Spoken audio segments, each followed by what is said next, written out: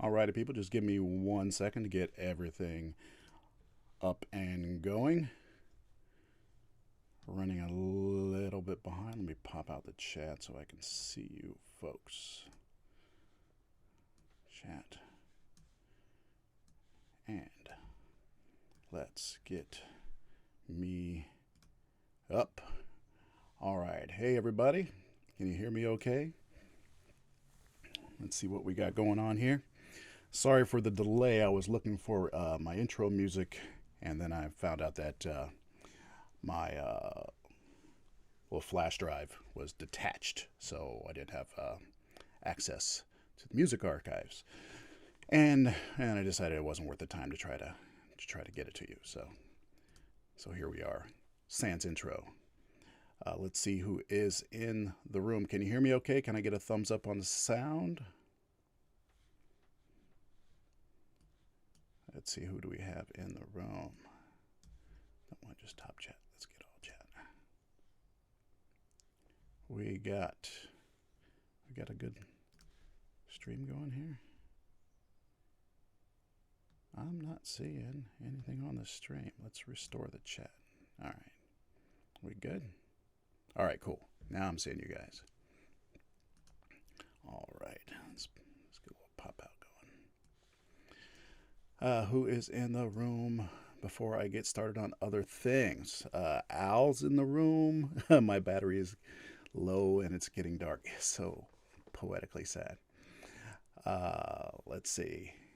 Max Adams, Fred Knotts, hey, what's up? Bjorn, hey, what's up? We got puking words, yeah. Ragnar. Let's see. Oh, I should probably get my Discord up and going too in another window just in case anybody shows up on that. Let me get that going in case anybody's interacting there, which is a good chance.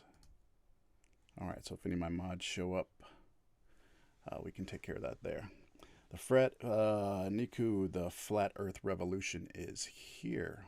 Okay, where would that be? Flat Earth Destroyer, hey, what's up, Flat Earth Destroyer?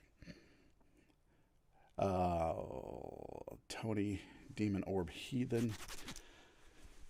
So I had a few things planned, and then things got derailed due to events last night. I was going to try to talk about. I kept getting links to a video about how the vacuum in space, because the space denial is becoming very prevalent, and so I was going to do talk about that a little bit, but yesterday, Phuket Word put out a video, an hour and 10 minutes or something like that, talking about me. I didn't find out about it until about 8 hours ago, just before I was just going to bed, and I think it was Nathan and Wally and Critical Think and maybe someone else. They hit me up and said, "Oh, by the way, Phuket Word did a hit piece on you." So I downloaded it, watched the first 5 or 6 minutes of it, then went to sleep, then woke up, a couple hours ago, and watched it. And so I'm going to be discussing that this morning. So we'll get to that in just a couple minutes. Let's say hello to a few more people here. Jimmy Callahan, hey, what's up? Open-minded Airhead, you made it. Less than 1/100, 1%. Yeah. Fred Knotts, you are correct. Carl Edwards, greetings. Hopeful pessimist. Yes. Bob Nodell's statement in that documentary was quite damning. Northern Pike, open-minded again. Native Honey Insight. Hey, Native Honey Insight. I was looking for the videos that you made directed at me. I was quite busy and dealing with more important things these last couple weeks. And the videos that you made directed at me seem to be been taken down. And I am going to talk about you today briefly since you took your videos down. So don't worry, stay tuned. I noticed that you were on Phuket Word's chat, and I commented to you there. So I see you're here. Hey, what's up, Bob Science Guy? Those who are not sub to Bob the Science Guy, take a look at his work. He's quite active in the science proponent side of things, and quite effective in his arguments. So check those out. I got too many windows going here. And let's see. So I have a few things. First off, and this is something I want you to pay attention to, Native Honey Insight. I don't know if that's a better name for you. You changed it from whatever it was before. I can't remember. Hopefully you've solidified. But let's switch over here a little bit here. Okay. So first off, I want to talk about the fact that I am like within 90 subs of 30,000. So sometime this week, in the next couple days probably, I will be crossing 30,000 subs, which is kind of awesome. It's not, it's a landmark, but it's not devastating. It's not like one of these world-shattering numbers, but in terms of getting to the next level in terms of notoriety and being seen and getting in the mix, 30,000 is kind of a benchmark spot. So I want to thank everybody for supporting me and being here for those. Hey, what's up, MF Doom, Mad Villain? That's just I'm just an MF Doom fan. Not necessarily of you personally, unless you are MF Doom, but so whenever I see that, I gotta call you out. Hey, what's up? So let's see. So I was trying to think of what to do for this to kind of commemorate this. Now, next Sunday, I'm not going to have a Sunday with Sapien. I have a funeral to go to, or a memorial to go to, so I won't be doing that next Sunday. I am, however, taking Friday, the 1st, off in order to prepare for that. So I'm going to do a live stream on Friday morning, probably about this time, maybe even a little bit earlier, in commemoration of, as a celebration of the 30,000, because I will have crossed 30,000 for there. So I'm trying to think of what we can do, and what you guys would like to see. So one thing I know that you folks like to see is my interaction with flat earthers. So I'll probably make a separate video of this, a call for questions, and this goes to Native Honey Insight and anybody else out there. So any flat earthers out there, what I would like you to do is make a video addressing me directly with a question, just like 1 minute. So to me with a question having to do with the controversy between real science and globe denial. In other words, not a question about why would NASA do something like that? That's not a question I can answer. That's not a valid one. But if you have a claim or a question about the science that differentiates a flat earth and a globe, make a video, keep it short, and ask me a direct question. And send me a link, and I will address as many of them as I can in like 3 or 4 hours. It's going to be a long stream. So I'll do about a 3 or 4 hour stream, and I'll answer as many as I can in that period of time. In addition, anyone of note, but this does go for you, Native Honey Insight. So this goes out to any of the European globe deniers. That's your Ranties, your Nathans, your whatever's over there, your Phukets, anybody who's going to be in a decent time zone. If you want to get on the Hangout and talk to me, hit me up separately, And just before the stream or during the stream, I will send you a link so you can come talk to me directly. It's not a challenge. It's not a debate. You want to have a conversation because there's nothing to debate. There really isn't. But if you want to have a conversation, I invite you to hit me up. I will send you a link, and we'll do 5 or 10 minutes per person, a nice civil conversation. Native Honey Insight, you are invited, since you have been challenging me so much. It's interesting that you talk about challenging me so much, as if I haven't been challenged by literally hundreds of people. But any flat earthers of note, feel free to hit me up and come visit, and we'll talk. That also goes to D Marble, Vegan Warrior, but most people that are going to be here in the United States probably going to work, because I just happen to be taking the day off that day. It's a Friday. It's going to be in the morning.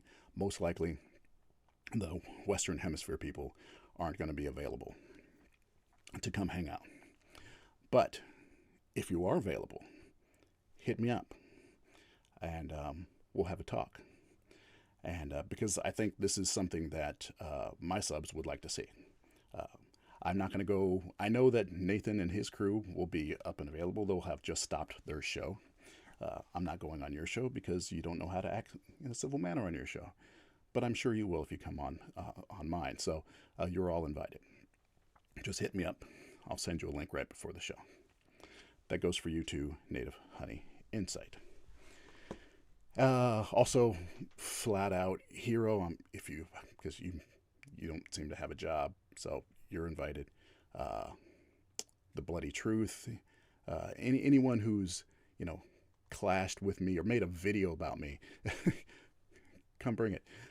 But otherwise, if you don't have time, any flat earth proponent that has a channel out there, get yourself on camera, introduce yourself, and ask me a question, and I'll answer it.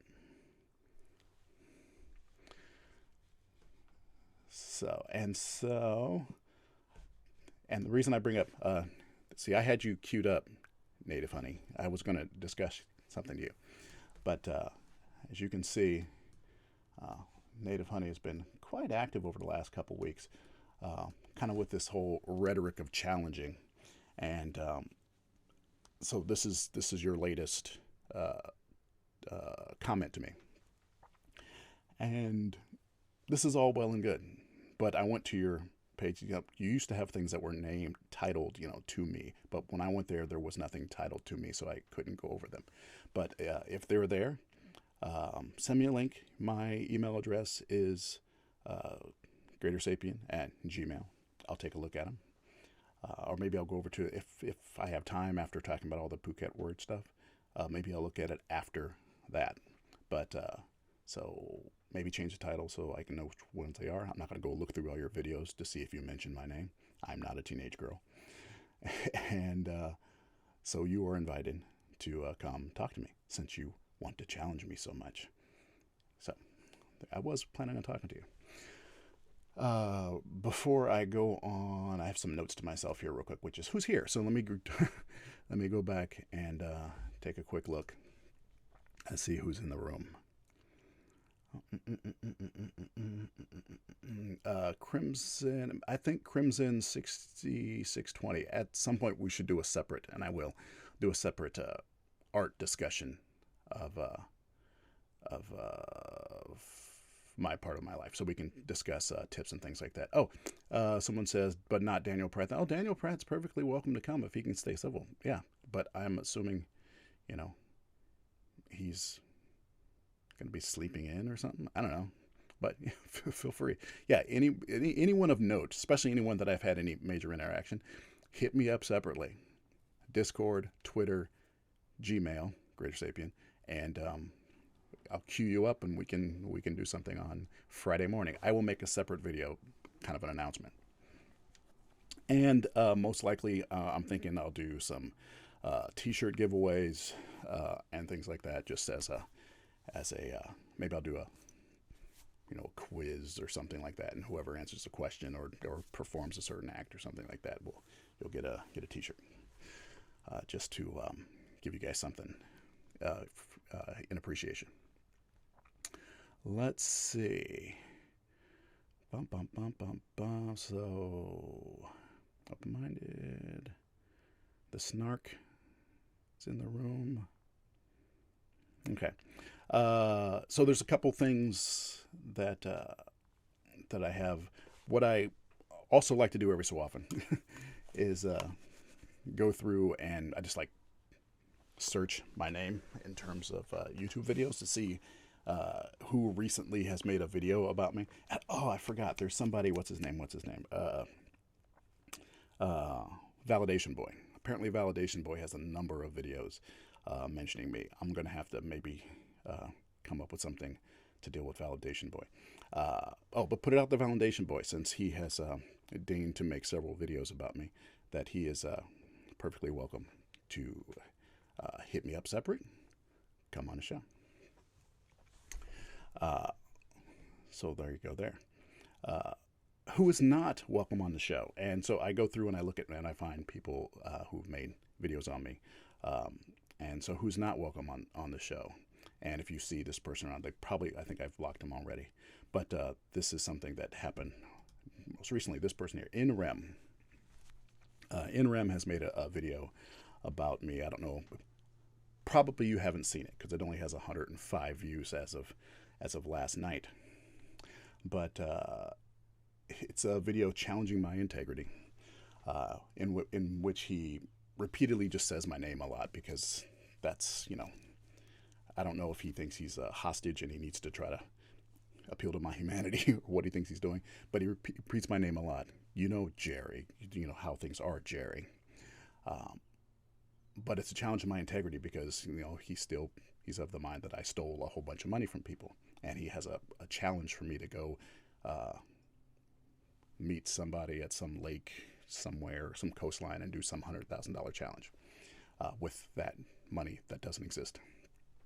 But so in it, he talks about the fact that he went to my personal family channel, which I have. He found me there and started talking about flat earth stuff there. And I said, dude, we're not doing this here. This is for me and my kid. Bye. And normally I wouldn't, go after somebody that's small like this, but I don't remember him. I didn't remember him until he mentioned that he went to my personal page. But I got to give him this. He is a genuine idiot and asshole that's willing to put himself on camera and be an asshole. Because unlike most of the people out there, he actually, about a minute or so into this thing, decides to call me the N-word on camera. Which is why this guy is not he's not invited, even though he's been challenging me for some time. I don't have time for people like you. I don't know what your real name is. Anybody know what this person's real name is? Anybody out there who knows this person? He's got, I think he's got, a couple hundred subs or something like that. If you know this person, yeah, he's a bigot. Now, later on in a video here, he talks about how he doesn't judge anybody and he doesn't see colors and things like that. Yet, he chose to ask me if I was going to act like a you-know-what into this video. So, yeah, these are the type of people that are out there on the globe denier side. And so while challenging my integrity, he's showing utter bigotry. And I don't have time for people like that. So anyone who agrees with this guy and sees things his way, you're not welcome here. Okay. So there's always fun exchanges. This was just a fun exchange. When people, are directly confronted, and this happens a lot of times, just to give me a proof, and then they disappear. A lot of people come challenge. yeah, Bob the Science Guy. It was that N-word. The only reason I say it, I hate using the word, the N-word. But at the same time, I don't want to get, dinged for, advertising issues by saying it. Normally I would just say it because it's a real word and it's what he said. But honestly, I was planning on saying it. It wasn't until I was about to say it that some reason I said, nah, don't. But yes, yeah, he made a racist attack at me there. And he's not worth my time. Ascension Mystery, you put a link and it's not popping up because I'm not taking blind links. So let's see, I'm not clicking through on that. Let's see. Hey, what's up, Stephen Kennedy? So yeah, these are the type of exchanges I have on a regular basis. And so, without further ado, I'm going to talk about Phuket Word. So, many of you know, I think most of my subs, excuse me while I get a little morning shake here,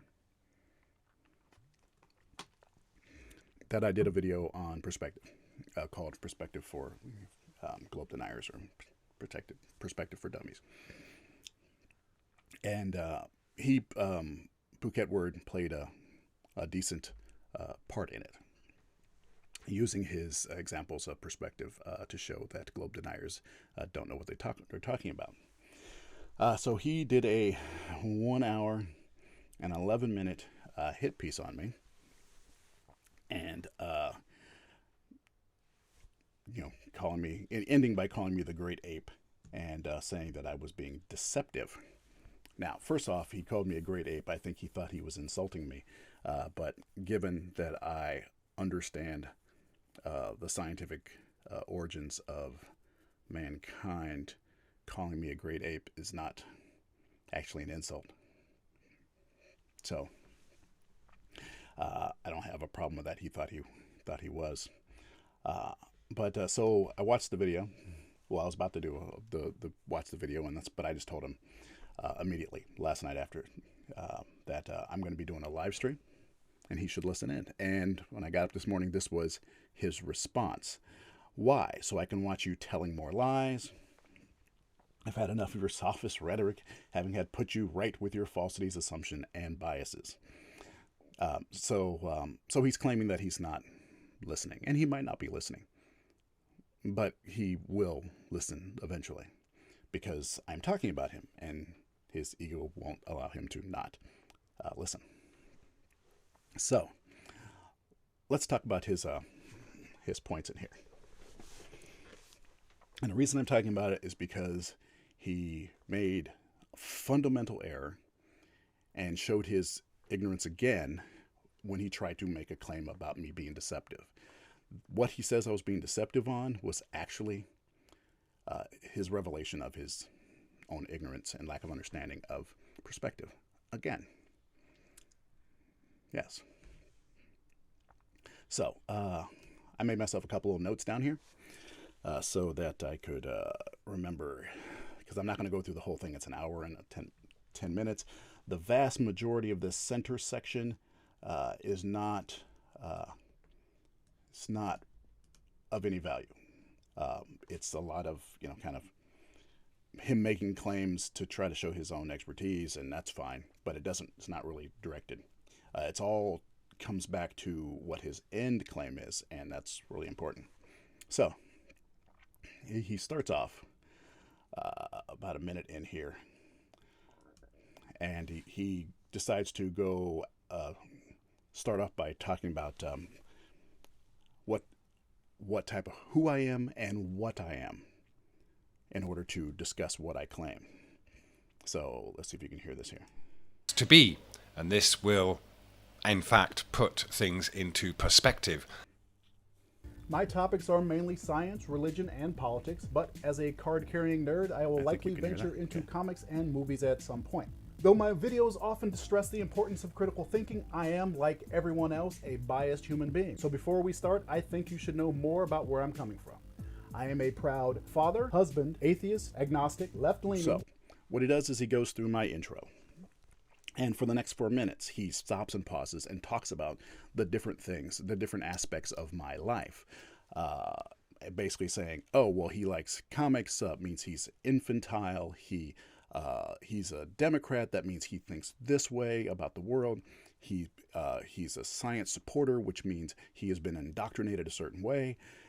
Basically, he goes through these different points. Oh, he's an atheist, which means he thinks that the universe, has no cause and no purpose, and thus, he isn't, there's nothing, there's no guiding force in the universe. He goes through all these things, getting to the fact that as a job, and he talks about my job, which, let's see, it's around 3. Ridiculing others. He also reveals on his YouTube channel that he works for a legal consultation company, lawyers basically, and specializes in evidence presentation. So of course he's going to work with his clients to make them look good in court cases by presenting favorable evidence. And this is what he does in his video. Now, I'm bringing this up for a specific reason. I want you to listen to what he does here. Perspective for Dummies. But, of course, his client in this case is his own belief in the globe Earth, and he's going to present evidence that makes himself look good while trying to make flat earthers look bad. Now, the way he builds his case in defense of the globe is to do what any good legal representative would do for their client, and attempt to sway the jury with an air of confidence while trashing the opposition, claiming that the globe denier doesn't know what they're talking about and are ignorant of the evidence that he is going to present. Now, I'm assuming you can hear that okay. So, what I find most interesting about his criticism of me there is that he says that I'm going to present my case in the best possible light while denigrating and making the other side look bad, while also doing it in a matter of authority.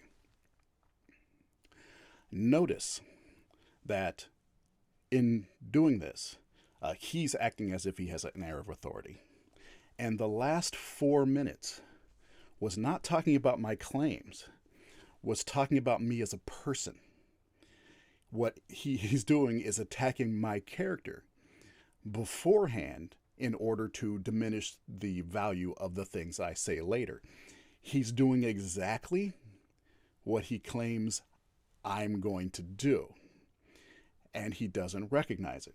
The fact that I collect comics has nothing to do with the facts that I talk about. The fact that I am an atheist has nothing to do with it. The fact that I am, pro-feminist, none of it has anything to do with it. But he chose to spend 4 minutes talking about different aspects of my personality and my personal life before getting into the topics that I talked about, because he wants to bias the audience against me and my character in order to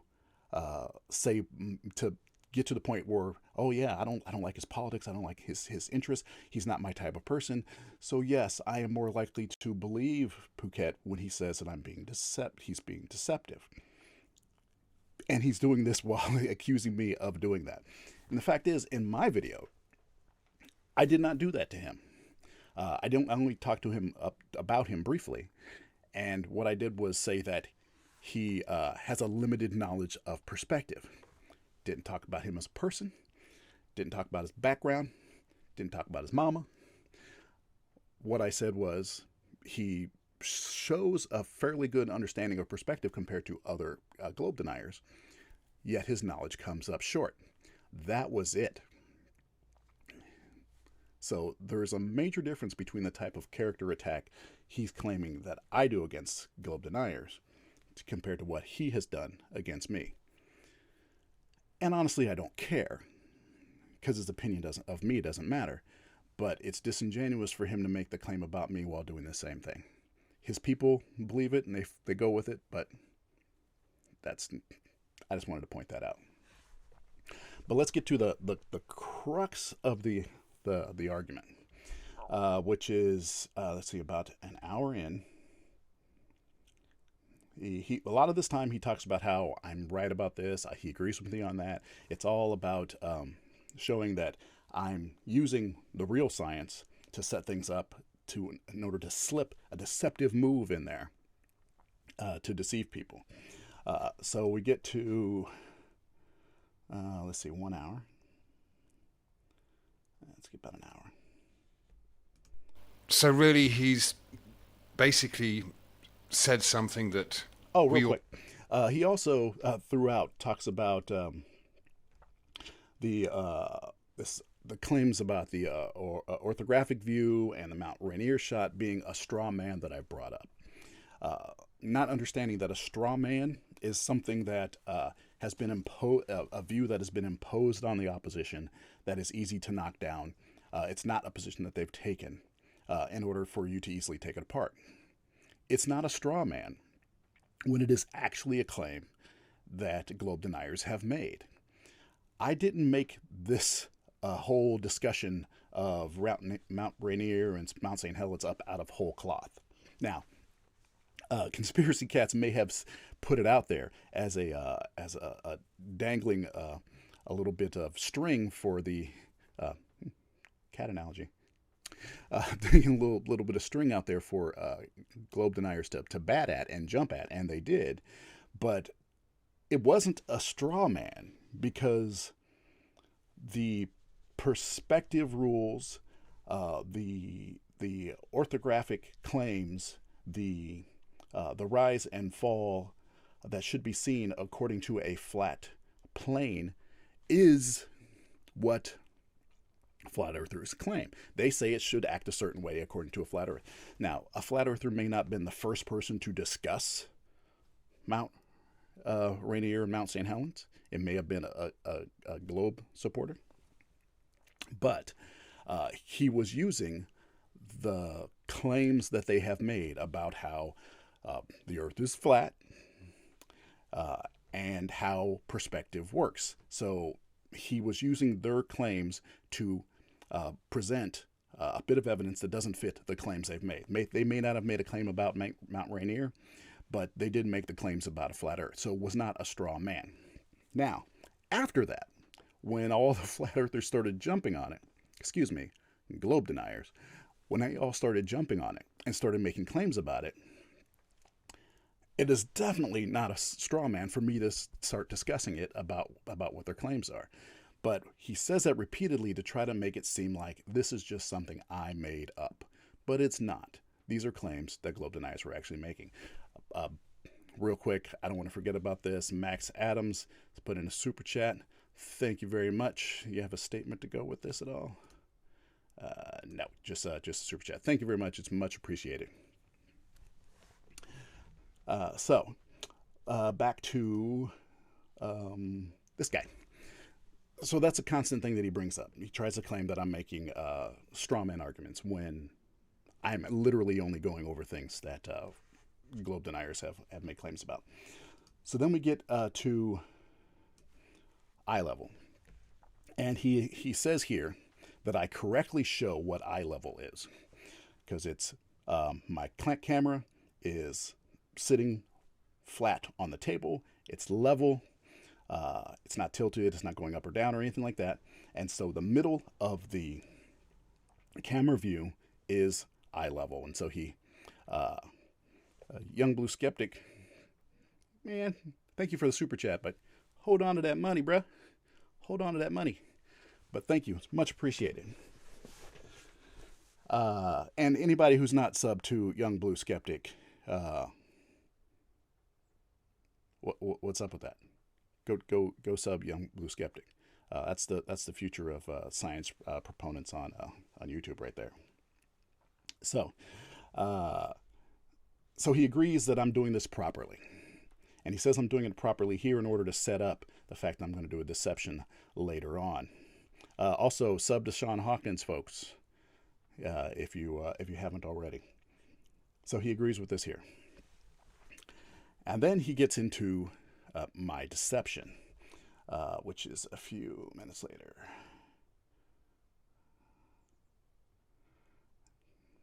And my deception is that I put eye level here, instead of putting, hold on, let's check my side screen here. Okay, good. He says I was deceptive by putting eye level here. Can you see where my mouse is there? No, you can't. Eye level here in the center. Oops, darn it. I shouldn't have clicked that. I need to play. Okay. All right, good. So he says I'm being deceptive by putting eye level here, when if I were to put it at the center of the screen, it would be somewhere right down, let's see if we can show a spot. It would be there. That's where the center of the camera frame, the image frame is. So that's where eye level would be. Except, he says, the camera is tilted. Obviously, it's not pointing straight out. It's not level. So in reality, to him, eye level should be right here at the horizon, at the line of water. But my deception was I put it up here in order to make my theory work. And this is where he shows his lack of understanding of perspective. So we're going to go on to another slide here. I think I'm done with this part here. I just threw this stuff together beforehand. So the whole point is that if the camera is level and pointing straight out, then the center of the frame is eye level. That's kind of by definition. And lines of perspective, well, if you were to draw them, would converge toward that line, and they would converge toward they would meet at eye level. That's if like I knew here that the camera was level. Problem is, what happens if you don't know if the camera is level or not? What do? Do you just pick the center of the frame? No, you don't. So what if I was just given this, and I didn't know if this was level or not? How would I find where eye level is? This is a question to Phuket Word. How would you find where eye level is? Well, we know certain things. If I were told, well, these things are the same height and they're in a straight line, then there are certain rules we know about perspective. Graham King, thank you very much for your super chat. There are things that we know about perspective that would allow us to find out where eye level is. So what would I do? Well, first I got to give myself some room. So I'm going to alter the size of this, give myself some room just in case. Actually, in this case, the image is not too big. And then I get myself a tool real quick. Hold on. I might get myself a tool. Let's go here. Get myself a tool. And I would select a point, let's say this back upper rear corner of this Lego, and I would draw a line from that Lego through the other Lego to the other Lego, and on through like so, and be as close as I can, and you get something like that. Let me real quick change the color of that puppy so it's nice and bright. There we go. And let's change the thickness of the thing. All right, so you'd have a line like that. Now that just tells me one thing. So I'd do another line. Let me make sure I get one the same color. So I'd do another line, say from this back corner here, and back up a little bit. I would grab my little bit here, and I would draw it through the ends. Whoops, I'm doing the back corner here. So I'm doing the back corners of this thing, and I draw it through like that. Now I have a new line. I have an intersection, and then I can see that it's right here, and that line is right at eye level. That point of intersection is eye level. Even though I didn't know whether or not this was a perfectly level shot, I was able to discern what eye level is. Now, what if the next thought is, what if What if, let's see here, what if the image is cropped? See, it's the same image, but you can see it's been cropped. So it's definitely, I definitely can't just put it in the middle of the frame, can I? No, but I can do the same thing as I did before. Just go grab a line. I can do the same thing as I did before. Now I can take here, make sure it goes through, take another one here, make sure it goes through those guys, bing, bing, bing, bing. And even though it's a cropped shot, I can discern where eye level was on this image, because the laws of perspective say that these points here will converge toward, and these points here will converge toward. So I can discern those things. Even if, now this is the screenshot from mid-motion of the camera. The camera has been shifted. I picked it up and I moved it to another spot. So you can see that it's been tilted and it's not at the same level as it was. But even with this information, I can discern where eye level for this camera is. This camera's in a different spot than it was before. First thing I would do is I would do my best to approximate, straight this thing out. I don't think I can quite do it here. Let's see if I can. Let's see. Let's make it 58. Let's make it 59. 59. So try to level that out a little bit. But then once again, I take my line, I find a spot where I know where it is. I find spots on the others that are the same. I find a spot on this where I know where it is. I find a spot on these others where I know where the same is.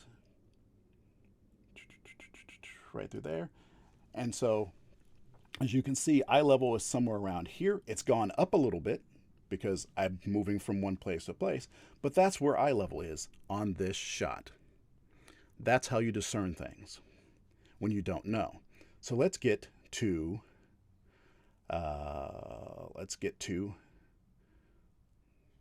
this guy. So this guy, I don't know if this is the full frame shot or not.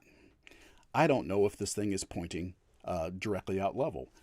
Like he said, he thinks it's pointing down a little bit, which means eye level is higher. So what do you do in this case? Well, since you know certain things, you find points that are similar in the first, and you have to do it. You do it on the first few. Can't do it on all of them because you can see there's a change happening here. So you find a point on the first few, like say this guy here, and you make sure it runs through the same point on the next one, the same point on the next one, like that, and you run it through there. And then you do the same thing. And it all depends on the points you pick, so you're going to be margin of error, but let's take this outer corner right over here. And you go through these points, and look, that's where they intersect. So guess what? That's where eye level is. That's where it is. You find them that way. Because this picture, as far as I know, could be cropped. It could be tilted forward, which you acknowledge it is tilted forward. So obviously eye level is not the middle of the frame. So you have to discern, you have to, infer eye level by looking at the information in the frame. But what did Phuket Word do? He said that eye level, let me get rid of this here. This eye level could not be here because it's too low, obviously. It's obviously the camera's tilted down, so it has to be higher. So in reality, eye level must be right here in the center at this horizon here. And why does he say that? Because he makes an assumption that he constantly says I made by saying he's assuming a globe, he's assuming curvature. But in this case, he's making an assumption that the horizon rises to eye level, which it does not. So he makes the assumption that this is that this center part, this water line, is where eye level is. And so I'm being deceptive by saying it's here.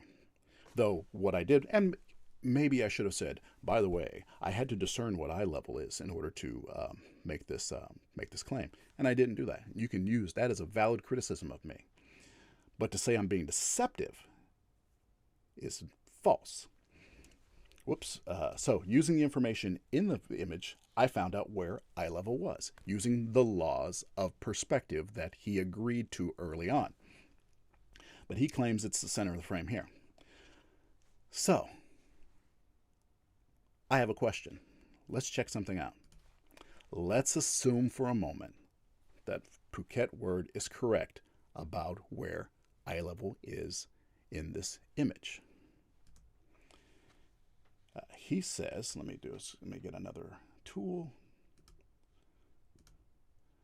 He says that eye level is this horizontal line right here. He says that this water is eye level. Okay, let's assume for a second that it is, which it is not. What do we know about the rules of perspective? Well, as I mentioned earlier on in my video, and he agreed to, the lines at the bottom, below the eye level. So let's go with this corner here. Will converge at eye level. So let's see. I can't even see where I'm going. And that doesn't look like a good line. Let's see. I can't see. Go here. And excuse me. Let me go sample a nice bright line. Oops. Sample a nice bright line. Paste. There we go. Okay. So let's see. Let's go with this inner corner here. And this inner corner here. And let's see if they converge at eye level. Remember, they converge at eye level, but they never pass eye level. So if eye level actually is this horizon line, then these lines should converge there, but they don't. And they should never cross it. But those lines converge above it. These lines above should converge down toward it. But they are not properly in line. And they should do that consistently the whole way through. These lines here, these lines here. So let's go, let's say these top guys here. These lines here, say those guys, should converge at the same point as, let's say, these guys here.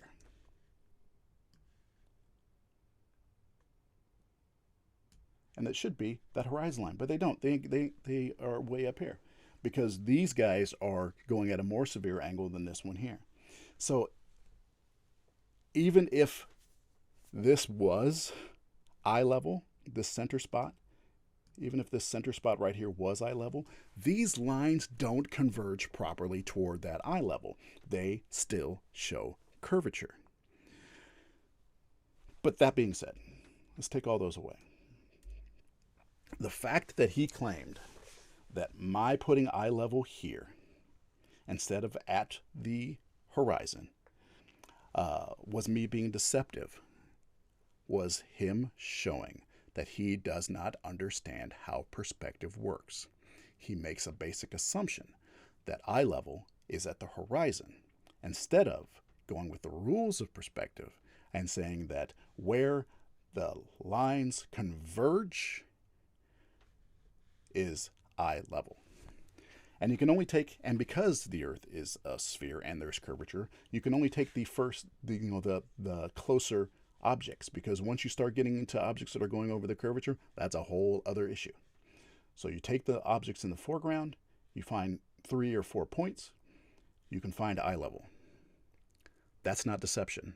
That's understanding the rules of perspective, which Phuket Word does not understand. So that is my response to his critique of me. He doesn't know what he's talking about. He says he's not watching this. Probably is eventually. Prove me wrong. All right, so I let that go for a little while. Let me just put nothing here for a second while I just look at the chat stream a little bit. Actually, can I put the chat stream up? Okay, so other people have things to look at. I'm just going to do a quick scroll through the chat stream, see what I missed while people were talking. Why was Ascension Mystery timed out? Oh, I don't know what you were saying.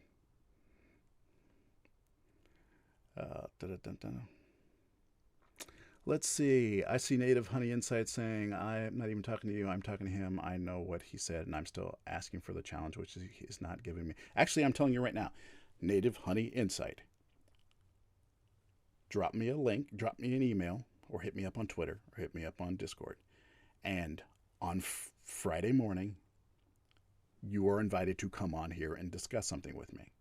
Don't say, he's not taking me up on my challenge, and he doesn't want to. Dude, I'm willing to talk to people. Just because you come out of nowhere, literally, and just say, I'm challenging you, doesn't mean, you rank my attention. Sorry. But I admire your persistence, and I want to give you a chance to come have a conversation. So I'll take a look at your videos if you say they're still there.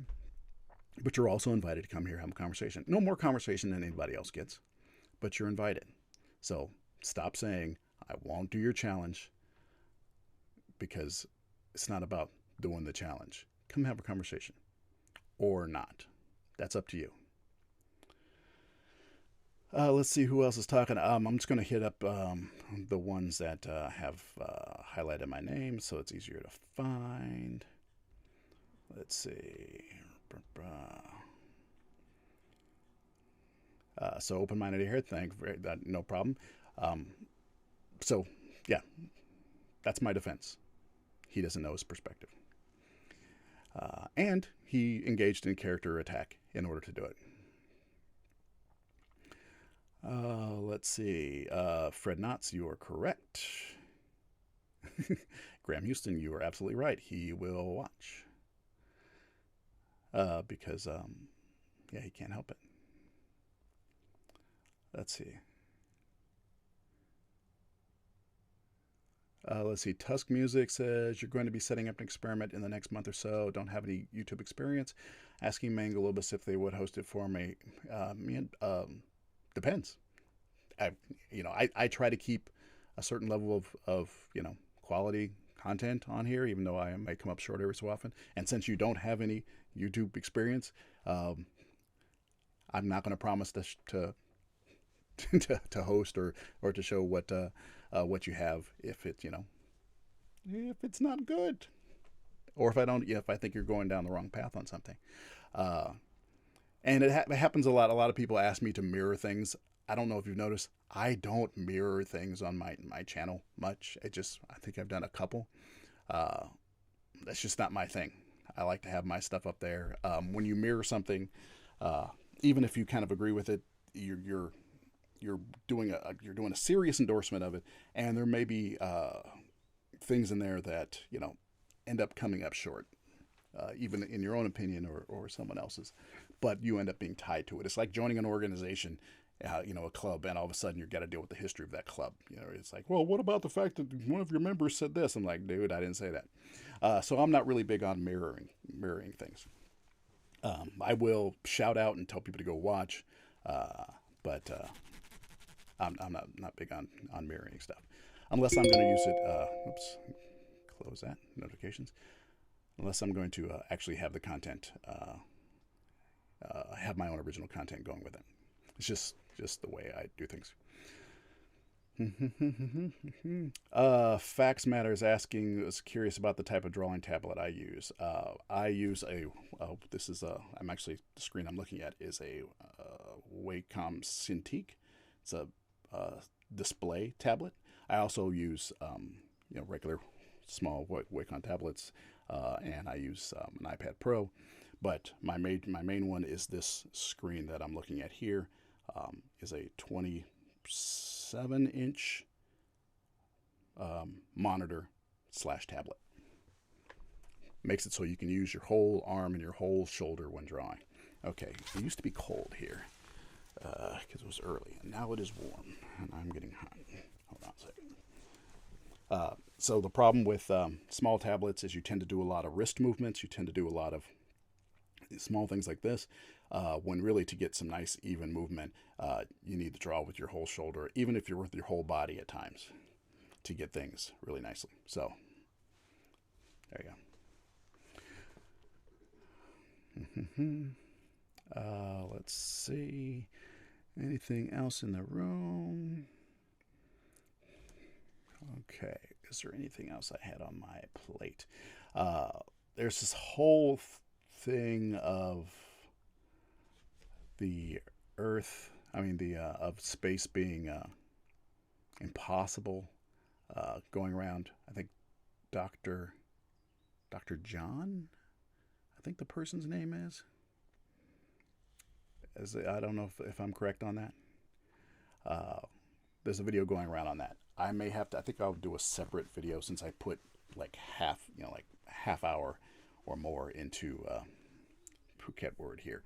I don't want to split things up too much, but it's the whole thing about the space being impossible because of vacuum and vacuum next to pressure, and it's that whole argument that they keep getting wrong, but they just keep repeating. So I've talked about it before. I'll do it once again in another video. I'm just not sure when I can get that out. I have a video that I'm going to work on today, I think. That's a springboard off a couple comments that D. Marble made. And it's not about him. It's not about what he knows and what he doesn't know. Because the fact is, every so often he comes up with some good questions that are great springboards to actually explain how science works. His claim is wrong, but the question is good, and it allows for explanation of things. So in this case, I'm going to talk about two bits of information that I got from my travel. I am going to start doling out data and information from my world travel because it looks like my bigger project is going to take longer because a lot of family stuff is going on, and honestly, it's a narrative I want to make sure I get right, but I want to get the information out there. So I am going to put out small videos talking about discrete things that I collected while I was out and about. And the next one is going to talk about two particular points. Springboarding off of something that an argument that D. Marble was that's made many times. And like I said, it's not about him. It's about his claims. And I think it's a great starting point to explain two fundamental principles about the Earth's spin. So we got that there. Yes, there are loads of flurfs going crazy about the story of moon being inside the Earth's atmosphere. Yeah, so that's connected to the whole, and personally, I'm kind of glad that story's out there, even though they don't know what the globe deniers don't know what they're talking about. Let's see here. Boom. So I get this comment. So the moon is in Earth's atmosphere now? And this has to do with... Okay, well, we'll talk about it briefly. This is directly tied to the problem of this video's claim. This video, which is, space is scientifically impossible, by Dr. John D. All right. I think Dr. John D. approached me about his some laser test or something he was doing and wanted to me be involved in it because he's trying to get all sorts of people in it. I don't know the guy.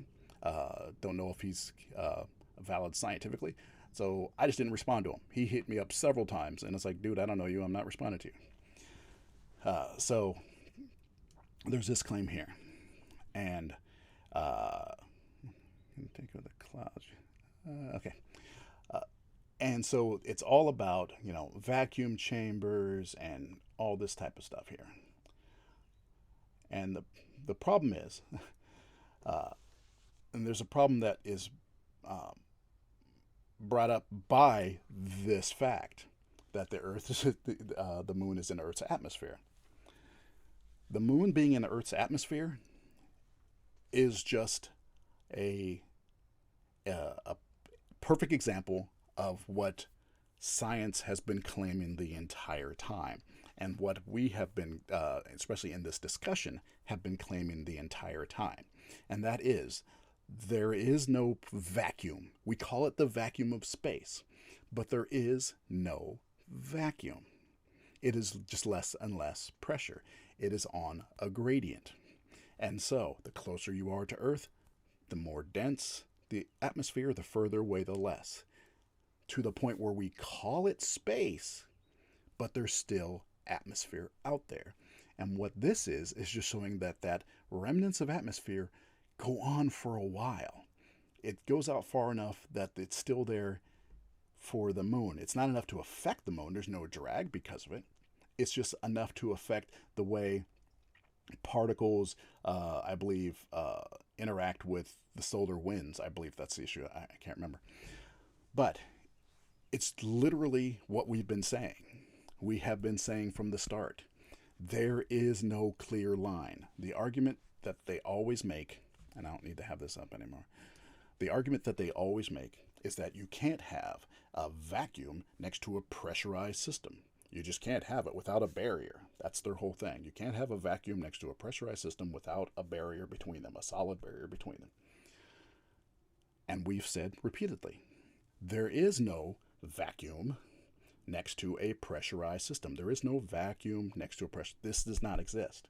What there is a gradient of pressure and denser material here that slowly decreases as you get further out until there's less and less and less and less and less and less and less, till there is a point arbitrarily out here that we decide to call it the vacuum. But it is not a vacuum. It is not. So the fact that the Moon is inside the Earth's atmosphere is just an affirmation of what we have been saying this entire time. There is no vacuum next to a pressurized system.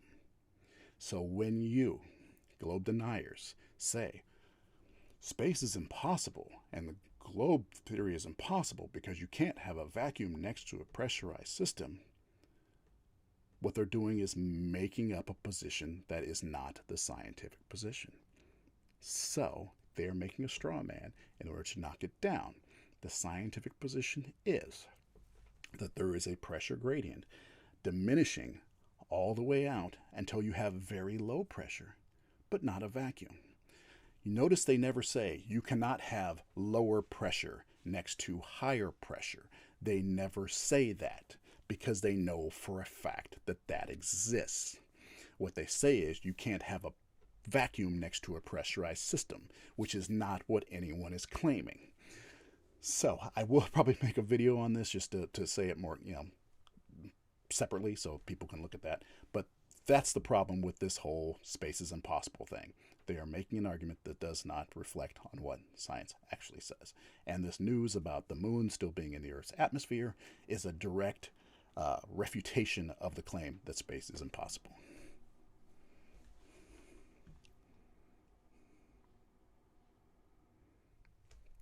So, end of rant.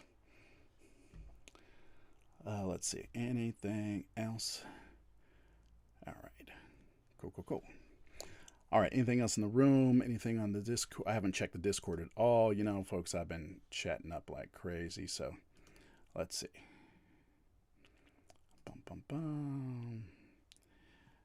And let's see what else is going on. Sean Hawkins, congratulations on getting meeting your goal on getting that telescope. Looking forward to that.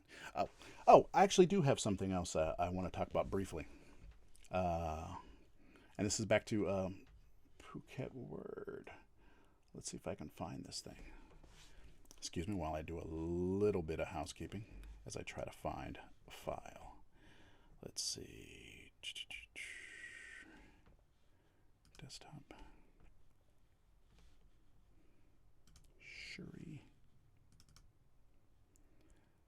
Yeah, let's do this one here. I'm going to get rid of this guy. Put this guy here.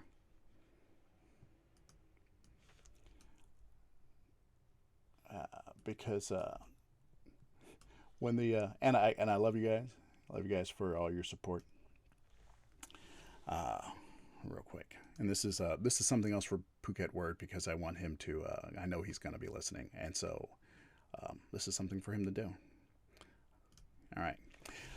So I got hit up a number of times about Phuket Word's hit piece on me, basically calling me a liar, calling me a deceiver, and all this kind of stuff. And one of the things they did was like, hey, he did this, I think it's terrible, the way he did it, and they sent me a link. But some people also said, hey, here's something you can use against him. And I get thanks, I guess people felt bad that I got attacked, so they went and found video that he made that I could use against him. That's all well and good, and I actually am going to use this video against him. But the fact is, I already knew that he didn't have a leg to stand on. I knew my stuff was solid, because I am better at perspective than he is. He tries to denigrate me for claiming any type of expertise, but like I said, if there's anything amongst this community that I can claim to have any expertise on, it's perspective. And so I knew he was wrong, and I wasn't worried about his criticism of me. But this was this video here was sent my attention. It was something he did, I guess, a couple weeks ago, and it's about there's a whole section on here about seeing Venus during the day, just before dawn, and then seeing it at night just after sunset or something like that. I can't remember which one he's saying, because it does change throughout the year. But he makes a basic claim that he lives relatively near the equator. So if he looks straight up, it's kind of like looking straight out in the globe model. And so, according to him, he sees the same stars all year round. And that shouldn't happen, because you're on the opposite side. According to the globe model, you're on the opposite side of the sun, and thus you should be looking at a different set of stars. Actually, I might try to do a little drawing while I do this. I'll do it in PowerPoint. It's kind of clumsy, but let's see if I can come up with something. He claims that if he looks straight up, it's kind of looking straight out on a globe model, and he sees certain stars, and he sees them all year round. That should not be possible. But later on in his video, he says that some constellations appear and disappear, but it's still the same sky all the time. That's a direct contradiction to what he said about seeing the same stars. He's saying some constellations appear and disappear, but then he says he sees the same stars. The constellations are the stars. If the stars aren't there at a certain part of the year, then you're not seeing the same stars, by definition. But he says, 6 months later, he should see it's different sky, different stars, and he's not. I challenge him to prove that. If he is near the equator, I challenge him to go out and take a photo of the stars. Just get a nice one. It doesn't have to be great, just enough that you can picture. And at a certain time of day, pick midnight. Time of night, pick midnight or something like that, and take straight up, like I said, straight out, and look at the night sky and pick out the stars you can see. Ding, ding, ding, ding, ding. And if there's constellations that you recognize, point them out. 6 months later, give or take, a week, go out at the same time and take another photo. You will not see the same stars. You will not. You will be looking in a different direction. That's if you're looking straight up. Like I said, straight out toward the equator, since you're near the equator. It's different for people in different parts of the world. But if you're near the equator and you look straight up, go ahead and do that. And then show it. And show something that shows what the timestamp is, and somehow that we know that you're not just using the same pictures. Because someone else out there will do the same. I'll try to do the same myself, even though I am at like 38 degrees or something like that. So I'm not really pointing straight out. I'd have to angle my camera in order to point more straight out. I haven't had great skies right now. I've got some celestial photography that I need to do to match up with the celestial photography I did when I was down in Australia.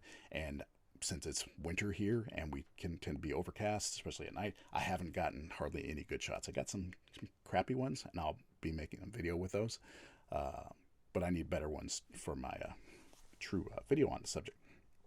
But I can do the same. Other people here and other people who are in other regions, take a picture within the next week or so of the sky straight up. You know, brighten it or whatever so you can see whatever stars are there, and point out the stars, point out the constellations you see. Even if you don't identify what the stars are, you can point out the different stars and the positions they are relative to each other. And then go out 6 months later. Take a photo in the same camera position, pointing straight up at the same part of the sky. You will not see the same sky as much as you say you do. You will not. So when you say some constellations appear and disappear, that's because you're looking at a different sky. Now, he makes a claim. Actually, real quick, anybody, any super chats, anything like that I'm missing? Okay. Okay. He makes a claim. I'm going to get rid of that there. That it's kind of like being in a, let's see. It's kind of like being in a house. And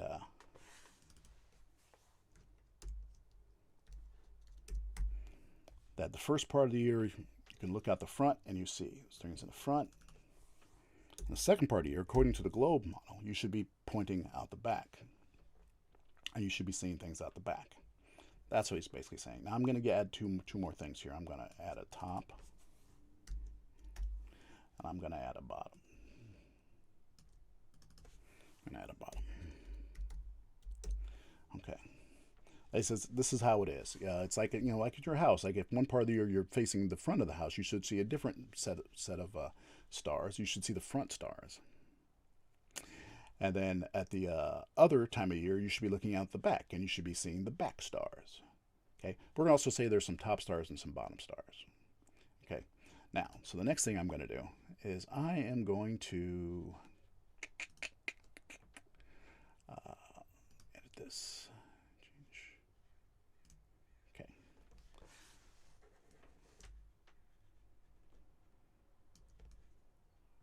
So here we are. Now, one part of the year you're looking at the front stars, the other part of the year you're looking at the back stars. Now, depending on where you are, if you're here, let's say, let's make it a little, let's say this is you. Now, real quick, just give you a different color just for importance sake. Okay, so this is you. If you live here, and you're looking out there, January you see those, and then July you see that way. All right. Now, if you live at this part of the year and you look up that way, you're seeing some of the top and you're seeing some of the front. If you look out this direction, let's see. Don't want to be too sloppy. Sorry, I'm a little too much of a stickler for these kind of things, so I'm gonna add this. So when you're looking straight up, you're seeing top stars and you're seeing front stars. Now, if you happen to look out because you know your latitude, and you happen to look out this way, you're going to see the front stars. And at the other time of the year, when you look out this way, you're going to see the back stars looking that way. But if you look up at this time of year, you see the top stars. 6 months later, if you look up, you still see the top stars. So depending on where you are on the Earth, the amount the sky changes will be different. The higher you up you are here, the less change you're going to get because you're on a spot that's looking more toward the top. When you're down here, and you look straight out, the less change you're going to get over the 6 months because you're still looking toward the bottom. When you're here, though, you see front and you see back, unless you decide to look toward the north. And then toward the north, you'll still see a little bit. You might see a little bit of overlap from the stars, but probably not. But the more north you get, the more overlap you get with the northern sky. More further south you get, the more overlap you get with the southern sky. So between those 6 months, you're not going to get a lot of southern sky change. But here, looking out toward the equatorial sky, you will get that change. And so when people say, why do I see the same stars? Well, it depends on where you are. You might see some of the northern stars all the time. Like I will always see certain stars because they're always going to be above the horizon. I will always see Polaris. Polaris is always there because I can always see all the way to the north. But other times of the year, I won't be able to see any of these stars over here or these constellations. So that's it. There's your challenge. Any of you flat earthers out there who make this claim that you see the same stars all year round, take a photo straight up now within the next month, and then 6 months from now take another photo. You will not see the same stars.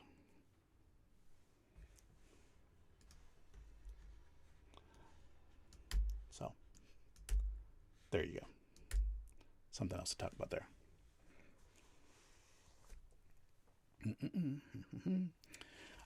Graham Houston, just imagine it as a tangent at your point on the Earth. Yes, let's back up a couple. All right. So what Graham is saying is, in terms of what your sky is, the sky you see is... I'm just going to do this random thing. So if this is the sky, that means, oh, this is the sky for that person here. This is the sky they will see at one part of the year.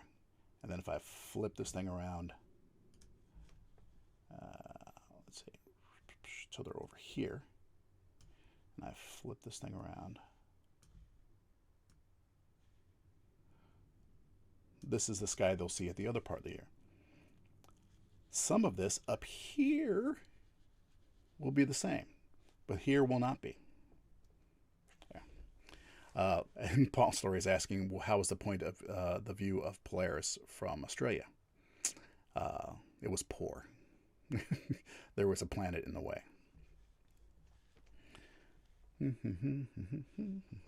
So that is an additional way that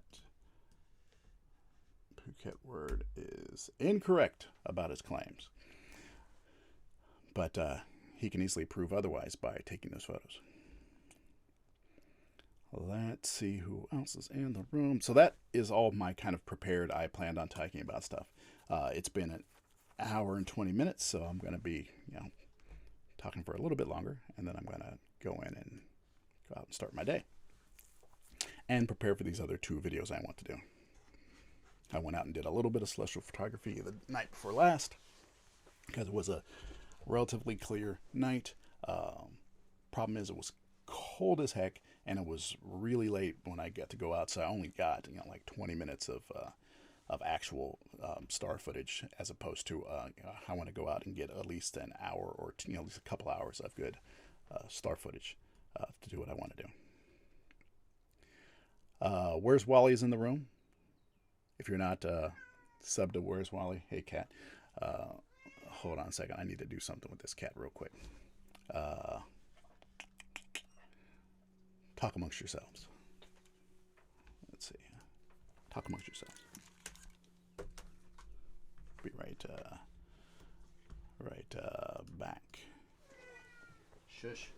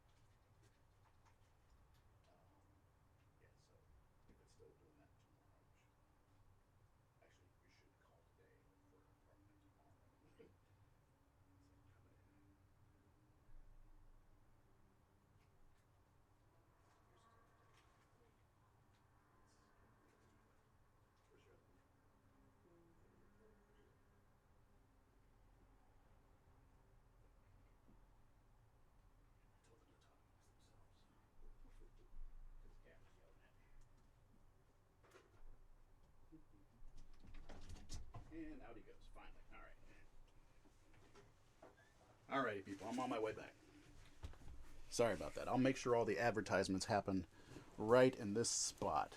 They, whenever I do these live streams, I end up putting a ton of ads, and I will make sure the ads happen.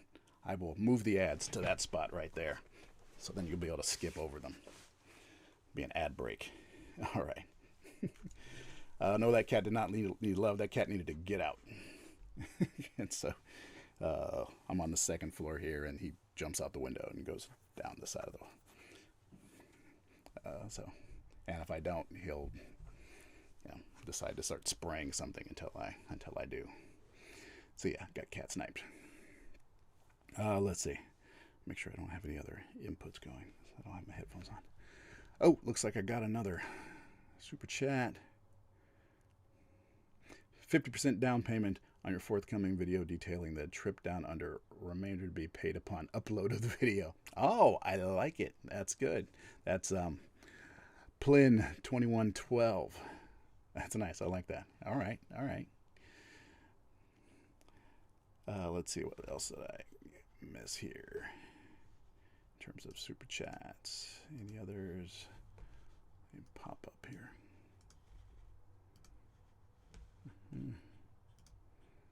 Super chats. What have I missed? Oh yeah, I got a few here. Renee. No real. Let's see. Renee says there's no real blue marble picture. No curvizon flat Earth. Thanks for the money. I mean, if you want to keep saying that and waste your money, that's fine. Let's see. Let me take a quick screenshot here.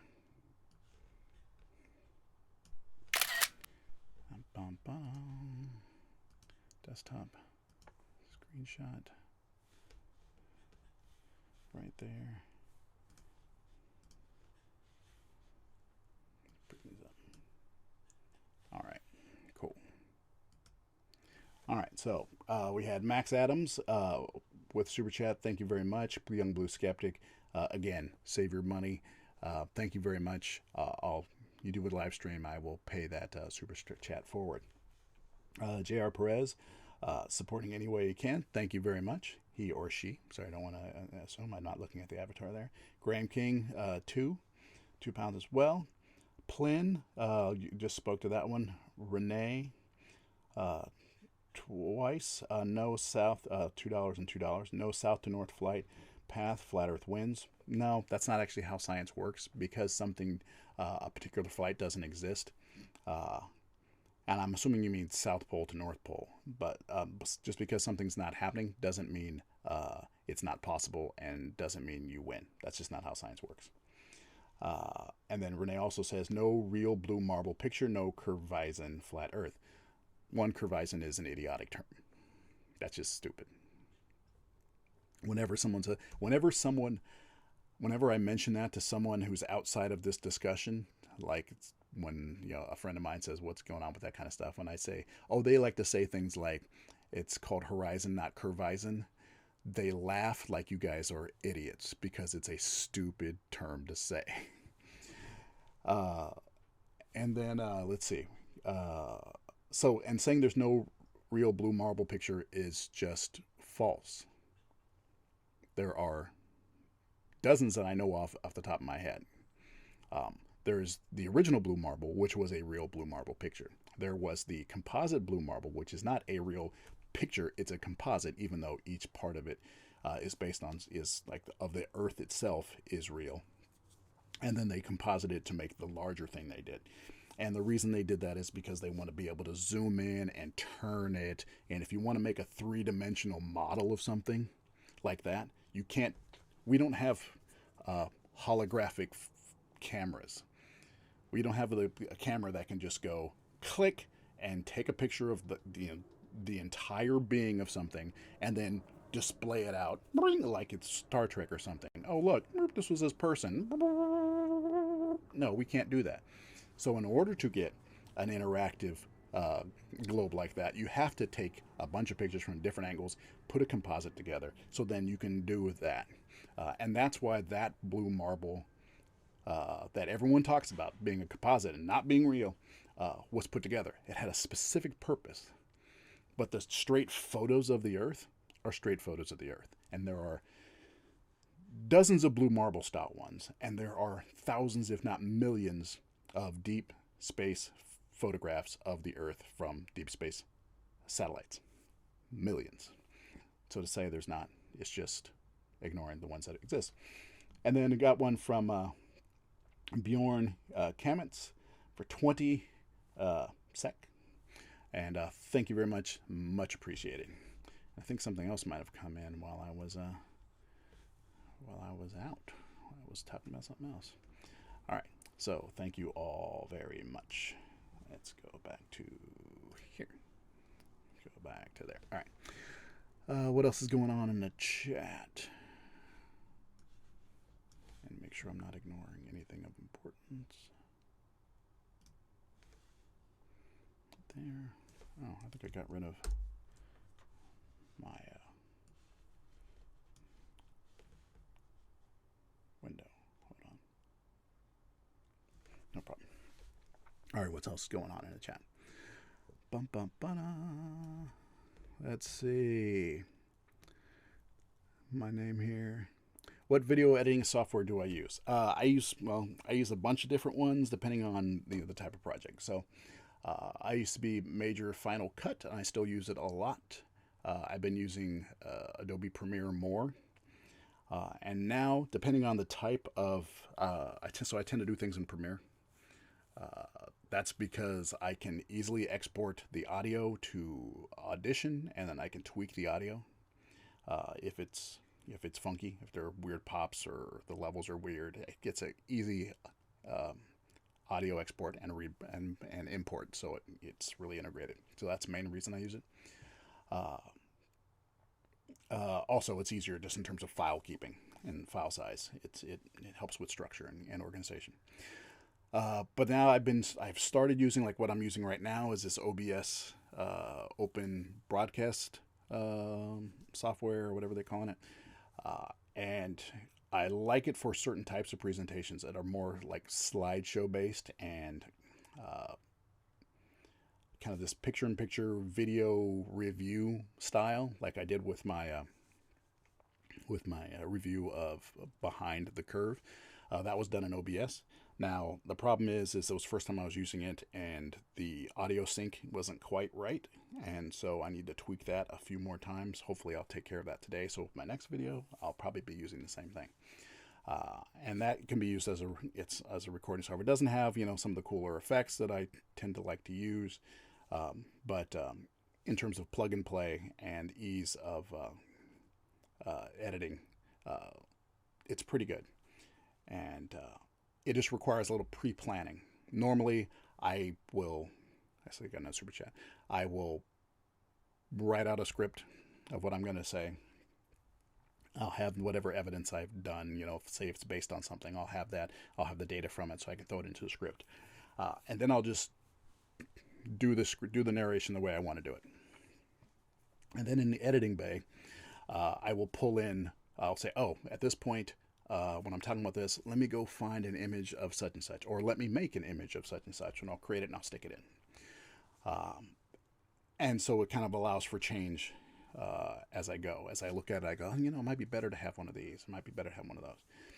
But with OBS, I kind of have to do that all in advance. I have to look at the script, so my last script, and I just put little markers that this is the slide I want to have, kind of typed it up.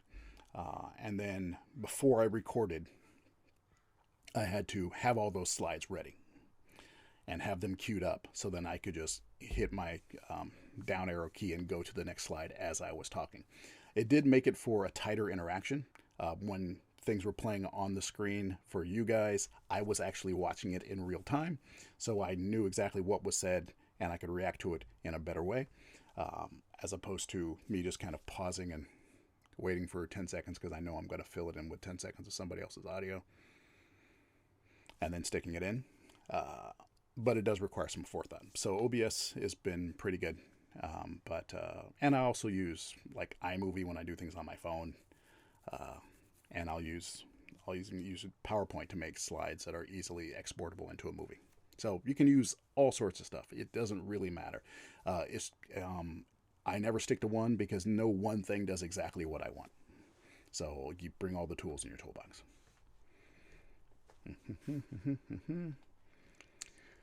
Let's see. Oh, look at that. Renee's donating again. I'll take your money even if you're trying, just because you want to have what you said put out there. Word of the day: Globe area defending CGI.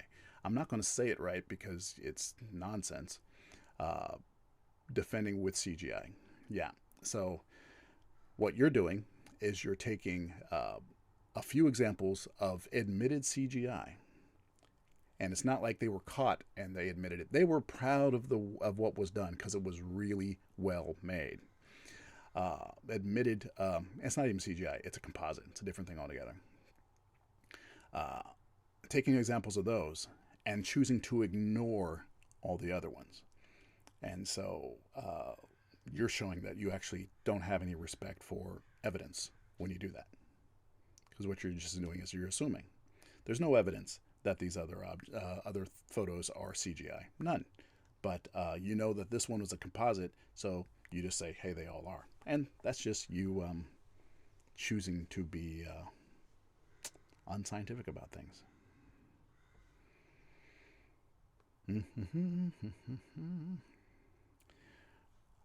Let's see what else is going on. Oh, hold on a second. Let me get my... How's my stream? Stream's still doing good. Excellent. Excellent. Okay, cool. Just want to make sure we're still solid. How many people in the room, by the way? I am not on the watch page. Let me mute. I'm not on the watch page, so let's see what else is going on. Oh. 165. All right, cool. 165 in the room. Let's go back.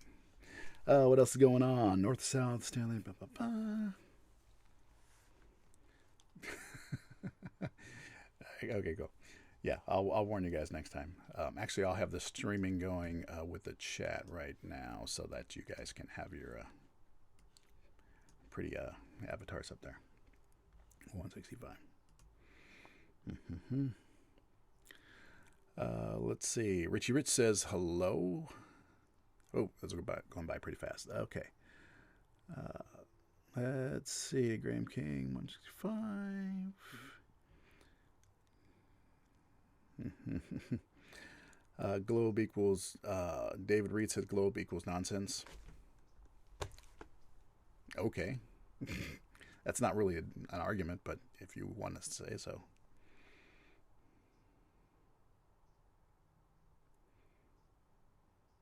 Yomera0666 says there's jewels in the chat. Okay, please review it later.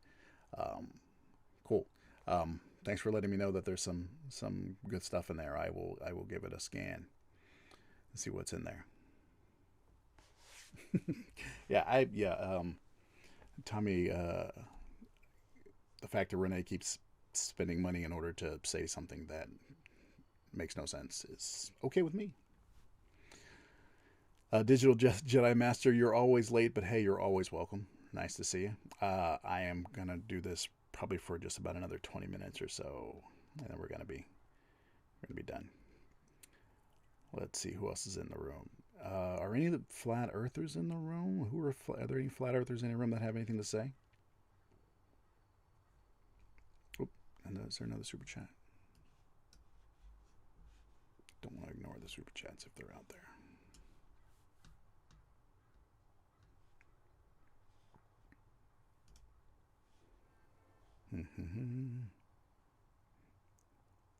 Nah, just Renee. All right, cool.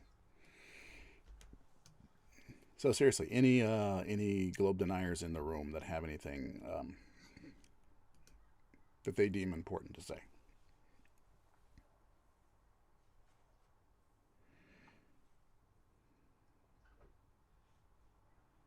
Let's see if we do star video. Oh, he's confusing his things. Okay, yeah, I'm I'd rather ignore him more than anything because I've kind of shown him for what he is.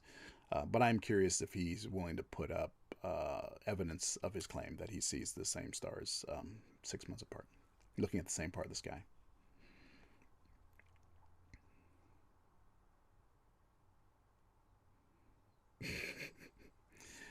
Let's see. Tommy wants to brag a little. He's got Gary Wybenga. Totally. I'm trying to keep my stuff relatively clean today, especially since my wife is within earshot. So go check out Tommy his channel and see what he's got on Gary Wybenga.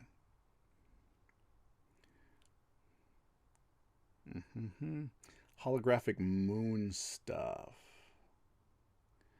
I'm not sure what you mean by holographic. There are people talking about the moon being a hologram. Yeah, I ain't got time for that. And actually, I just remembered there is something that Phuket Word said in his video critique of me, was that I was assuming that there's subjective, like there was an objective reality or something like that. Hold on a second. Sorry, real quick. Where was that at?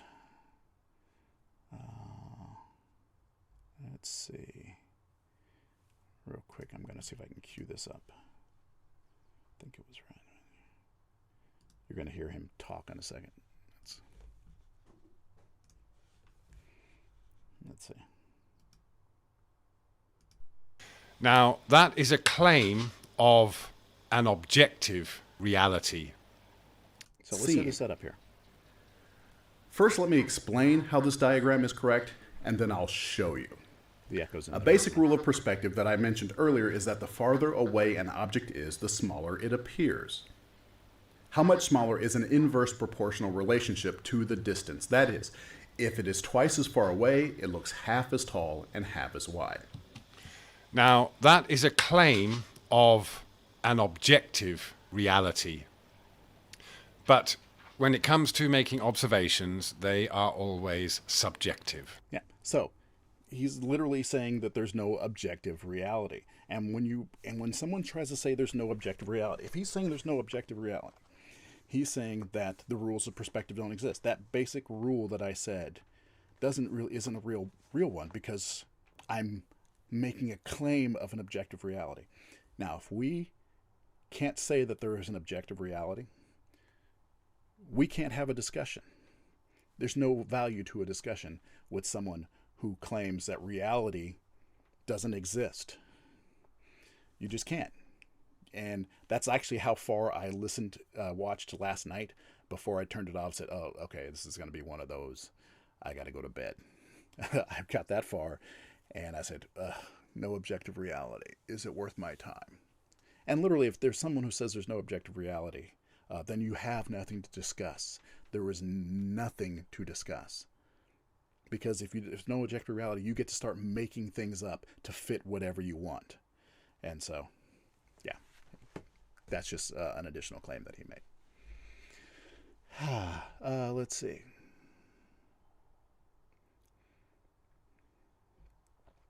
Let's see. There are additional, open-minded airhead. There are a lot of videos. Let's go back over here real quick. People can see this stream as well. A lot of videos I've seen recently stating that the sun is just a sun simulator.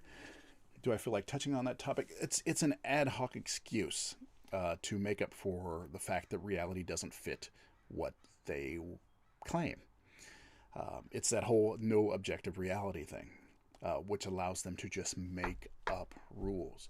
You can't claim to be based in science if you say there's no objective reality and you get to make up whatever you want. You just don't get to say you're about the science.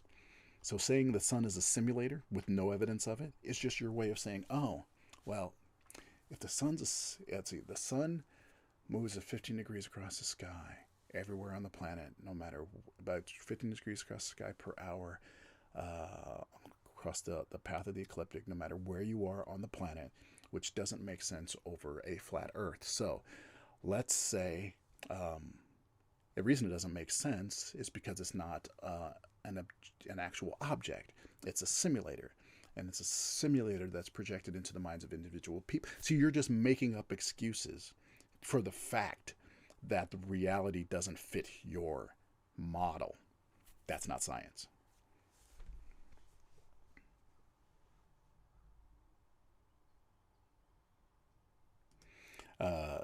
Caragini says some flat earthers say they believe in an amazing God, really amazing God.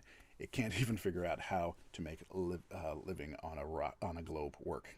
Well, that's the thing. Some flat earthers, most people who are theists that believe in some type of God, they understand that the globe is reality. They globe deniers are not representative of the faithful or the religiously faithful. So they're not. Those who do believe in a God, that's especially one that's all powerful and all knowing and all creative or whatever, they believe that God was perfectly capable of creating a globe. The Earth being a globe has nothing to do with whether or not they were created special, whether or not they have meaning in their life. It has nothing to do with it. It's a small, select group of people that for some reason think a globe means there has to not be a God. Now, I may not believe in a God, but I don't think a globe has anything to do with whether or not there is a God. Nothing. If there is an all-powerful, all-creative, all-wise God, he would have the ability, he, she, or it would have the ability to make a globe. So a globe is not an argument against a God. It's not. And so I have never made that claim. It just makes no sense.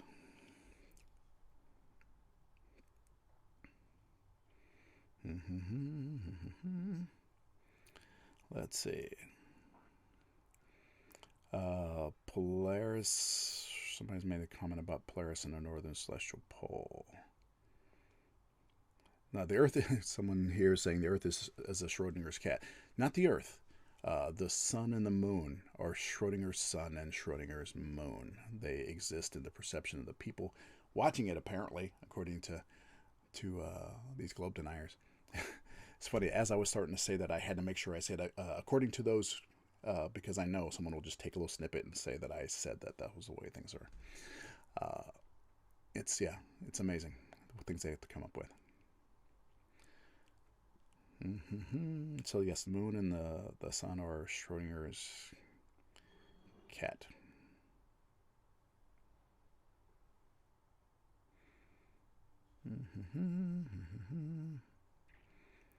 Let us see who else is in here. David Reed. Someone's calling out David Reed. Max Adams, what are you talking about with airports? I don't mind the bad word, but what are you talking about?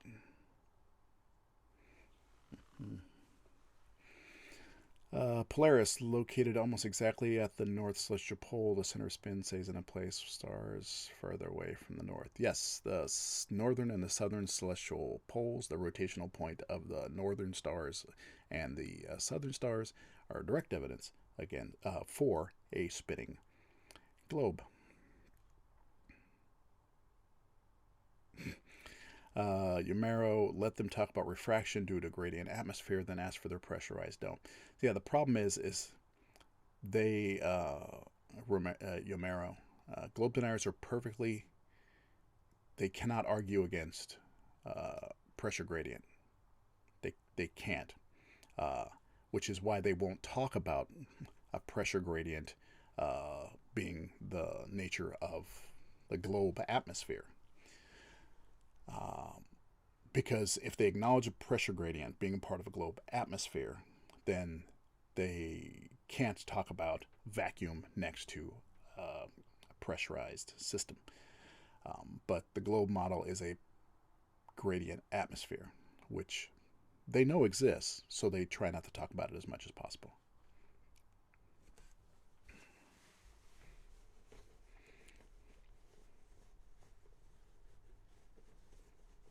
BW85, have I seen Voice of Reason's channel? He does a good job of debunking flat earth claims clearly and precise. Yeah, it's been a while, but I have I've visited that channel many times in the past.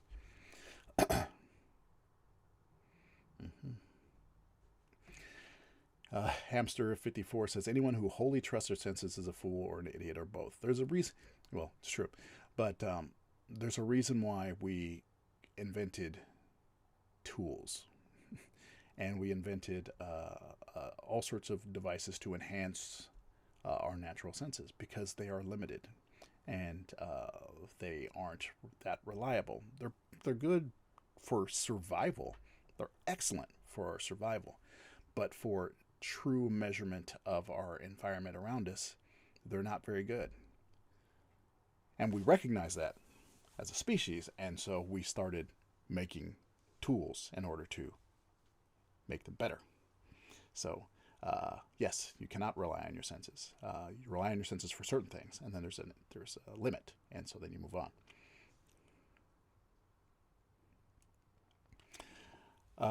Did I notice the sun getting lower in the north sky as I went to 63 degrees?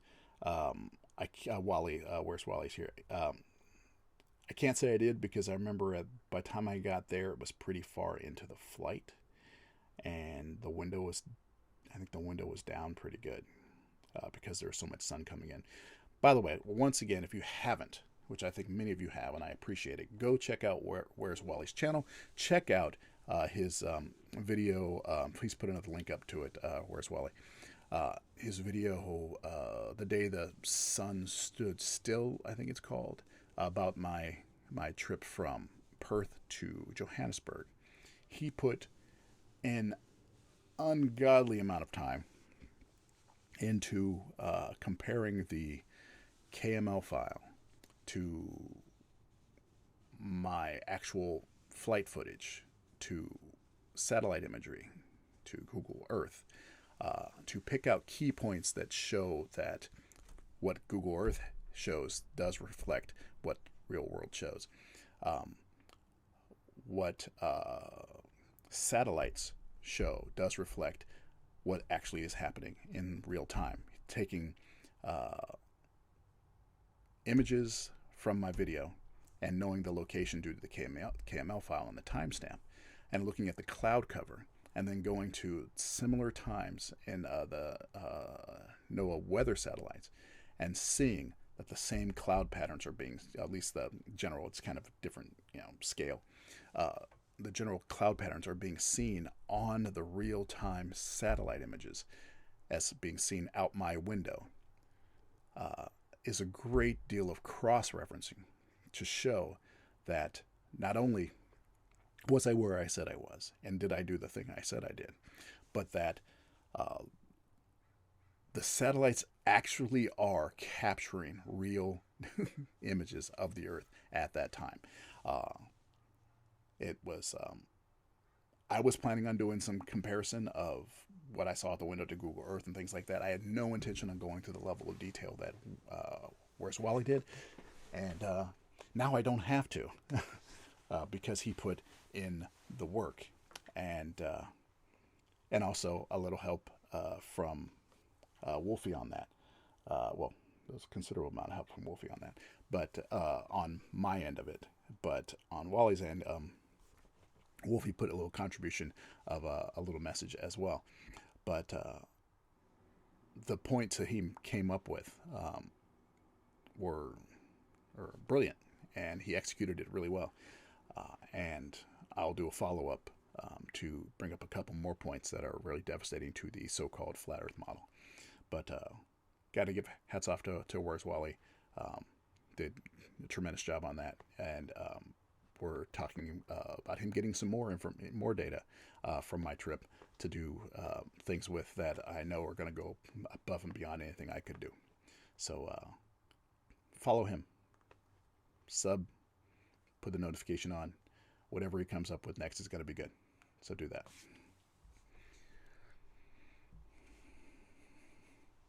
Oh, there's a Russian satellite in there too. When I saw, Wally, your comment here, which is big thanks to all the new subs, Russian Sat 2. I'm so deep into American politics. When I saw thanks to all the new subs, Russian Sat, I thought it was like Russian subs, like Like just like we have Russian hackers are dealing with the American election. I thought you somehow were getting like, you know, Russian subs coming in, like interfering with with your feed, like we have here. We got so much corruption going on in American politics. But I digress. So yeah, I don't know if you had a chance to drop a link in here, Wally, but drop another link to that one. Yeah. Somebody's talking about Freemasons. I got no time for Freemason talk.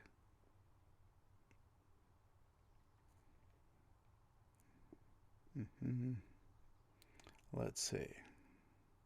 When I was lost, blame the Freemasons. There you go. That's kind of what it comes down to.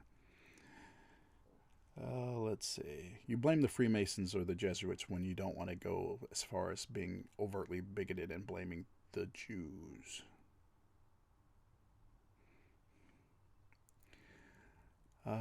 Let's see what else is going on. Okay, I'm going to start summing up. I just want to see if there's any flat earthers in the room that have anything of worth considering.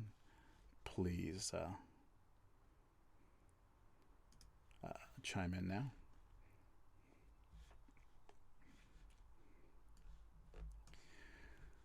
Let's see. GreaterSapien is stage 1. That's probably a reference to something that I don't know. Okay. All right, getting snippy. All right, understood. So I'm going to be signing off here in just a couple minutes. I want to say real quick. So I'm planning on doing a live stream on Friday, probably 8 a.m., maybe even, I haven't decided, maybe even 7 a.m. Pacific time. I'm putting a call out to any yeah, physicists, you are late. You always come in like right when I'm like making the sign-off conversation. I put a call out to any flat Earth proponents, any globe deniers out there that have their own channel. Feel free to make a quick video asking me a direct question.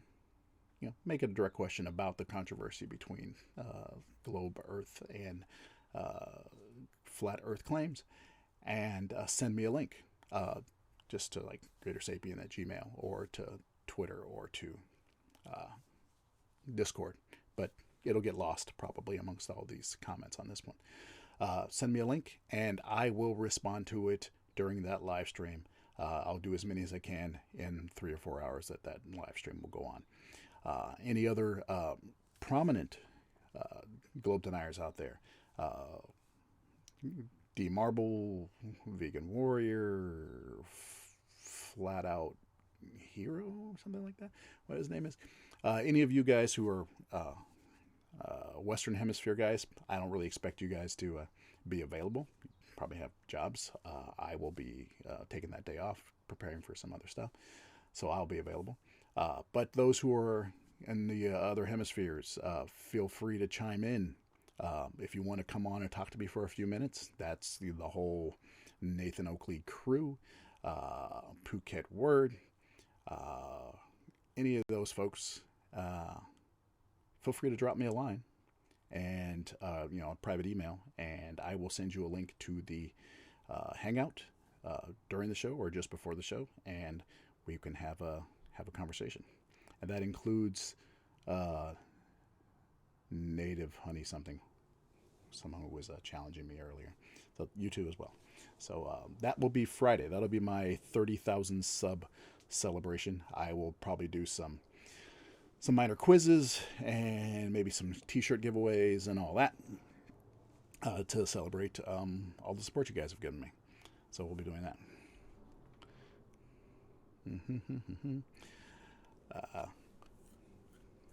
Yeah, and the reason I say Vegan Warrior, because man, he is not part of the mainstream of that movement. I saw him and Daryl and Bob Nodell or somebody going at it. It was hilarious. That was kind of fun to watch. Someone mirrored it. I guess they took it down. But yeah. But yeah, I'm interested, in any conversation. Not long, not a debate. Maybe 10 minutes on each person if they happen to show up. So we'll do that if possible. Let's see some final comments. Uh, Tom Cox, thanks, GreaterSapien. I wish I had a comparable intellect and Zen attitude. I'm sure your intellect is just fine. My Zen-like attitude, yeah, that's something I had to work on for years. I used to be much more flame flame triggered type of guy, but a lot of work, and here I am. Let's see. I'm gonna go back to big image here. Let's see who on the sign off. Yes, yeah. Try to be nice in the chat if you can. We got monitors who seem to be doing a pretty good job. But if monitors are moderators are overstepping their bounds, let me know as well. Let me know if you think you're being unduly censored by the moderators, because we need to know that we're not stifling the conversation. You're saying Fred Knott says Vegan Warrior posted it. I saw it from someone else, but okay, excellent. I'm glad he posted it. Yeah, that was a train wreck. It's kind of awesome. Did a Jedi Master in Spirit MST3K? I'd love to see you react to one of those videos. I didn't see which videos you were talking about, but yeah, actually at some point, yeah, we need to do more of a straight, MST3K type of thing. But they're so painful to watch. They're so painful to watch. But yeah, I'll pick something, and then we'll have some fun with it. Let's see. I tried my best, to be honest. That's the whole point. People get in trouble a lot for what they say online, and the reason there's conflict and people get called out for things that they do online, especially in American politics, now it's starting to bite people in the ass, is because people act differently when they're online than they do in real life. And so when the message people put out online doesn't match what they're putting out in real life, they get called out. I try not to do or say anything online that I would not do or say in real life in front of a bunch of other people. So I try to be as legitimate version of myself as possible. Not wholly, because I have to protect my family and those around me, but I try to be as legitimate and honest about things as much as possible. And yes, they do seem to be fun. The whole, and we didn't even talk about my documentary review and how people are reacting to that documentary, and it is really ripping them apart, and that is hilarious because it's a self-inflicted one. Let's see. So you say Daniel Pratt maybe said something about me recently? Okay. I haven't heard about it, but if he said something about me recently, he'll probably send me a message on one of my videos saying something snarky, because that's what he does. He always comes to my video and says something as a way of like telegraphing the fact that he's going to be making a video about me. It's like, oh, you want me to go look at something, so you came here and we're idiotic to get me to go look at something. Richie Rich, have I ever done a debate? I've done debates in the past, but there's not really... Having a debate on this topic is not legitimate. There's actually nothing to debate. So I'm trying to stay away from the concept of debating people on this. If people want to understand things, if people have questions and they want to get a better understanding of these topics, I am perfectly willing to talk to them about it. But the idea that there was actually a debate to be had is nonsense. It's just nonsense.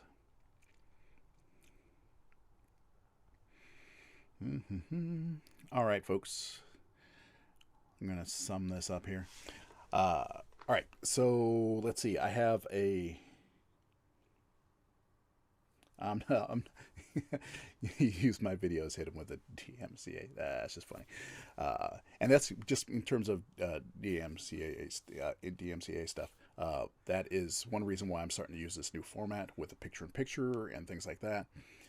because I want to have, even if I'm talking about somebody else's content, I'm going to make sure that I'm on screen doing as much content that I can to add to, enhance, and comment on that content in order for it to be considered a sufficient, alteration of an interpretation or critique of that content. So it's not just me just pasting stuff up of someone else's content. So you're going to get more like this, just so that I'll be more protected from the fact that hitting people with copyright strikes is a new weapon that the Globe Denier crowd are coming up with.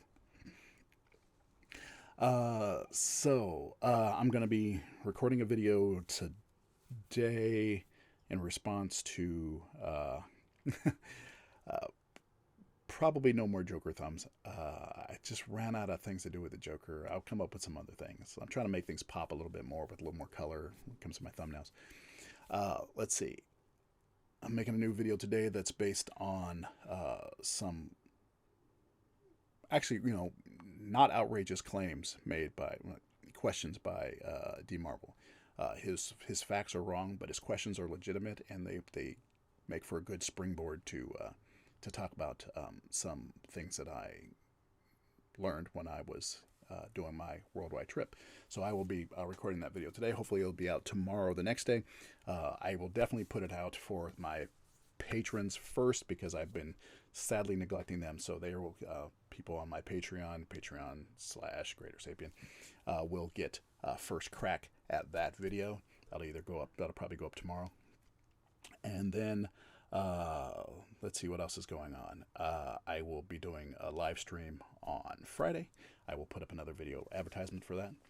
And then we're going to just keep moving forward with what we have. There will be no live stream next Sunday because I'm going to be busy with a funeral, but I'll get you one on Friday. All right, folks. Thank you very much for your time. Just real quick goodbyes. Start signing off. Sean Hawkins, take care. Graham King, Jimmy Callahan, thank you very much for your moderator help today. Just make sure I didn't ignore any last super chats going on. Make sure we're good. I think we are. Excellent.